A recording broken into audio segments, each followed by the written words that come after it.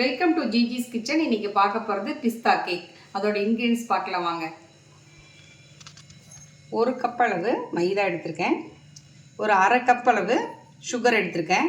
இந்த டேபிள் ஸ்பூனில் 5 ஸ்பூன் அளவுக்கு நெய் எடுத்திருக்கேன். ஒரு 15 பிஸ்தாவை இடித்து வச்சுருக்கேன். 1 ஸ்பூன் அளவுக்கு வெண்ணிலா எசன்ஸு. ஃபுட் கலர் வந்து நான் க்ரீன் எடுத்து வச்சுருக்கேன். இது ஒரு பிஞ்ச் அளவுக்கு எடுத்துக்கலாம். இப்போ வாங்க பார்க்கலாம். இப்போ ஸ்டவ் ஆன் பண்ணி நம்ம வந்து பாத்திரத்தை வச்சுருக்கேன். இப்போ நெய் 2 ஸ்பூன் ஊற்றிக்கலாம்.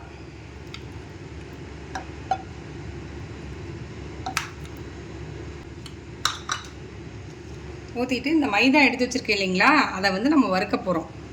நல்லா வாசனை வர மாதிரி வறுக்கணும். ஒரு ஸ்லோ ஃபயரில் வச்சுக்கோங்க. ரொம்ப திடுன்னு வச்சுன்னா கலர் மாறிடும்.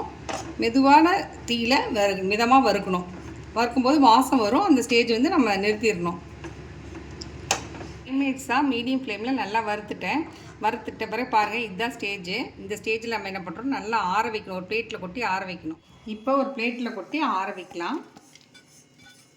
இது வந்து நம்ம வறுத்த மாவு வந்து நல்லா ஒரு 10 மினிட்ஸ் நல்லா ஆறிடணும். ஆறின பிறகு தான் அடுத்தது செய்யும் போது காமிக்கிறேன் உங்களுக்கு. மாவு நல்லா ஆறிடுச்சு.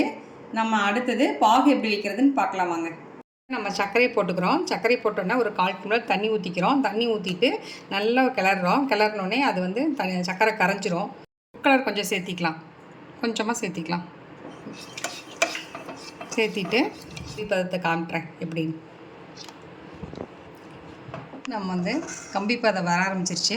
இப்போ பார்த்தீங்கன்னா லேசாக உடையிற மாதிரி இருக்கு இல்லைங்களா, இந்த ஸ்டேஜ் போதும். இப்போ நம்ம வந்து ஸ்டவ் ஊட்டி இறக்கி வச்சிடலாம். இப்போ இறக்கி வச்ச பாகுல வந்து நம்ம என்ன பண்ணுறோம், வெண்ணிலா எசன்ஸ் ஊற்றி ஒரு நல்ல கிளறிட்டு, இப்போ பிஸ்தாவை பாதி அளவுக்கு மட்டும் போட்டுக்கிறோம். போட்டு மீதியை வந்து அலங்கரிக்கிறதுக்காக வச்சுக்கலாம். இப்போ உடனே மாவையும் வந்து உடனடியாக போட்டுடணும்.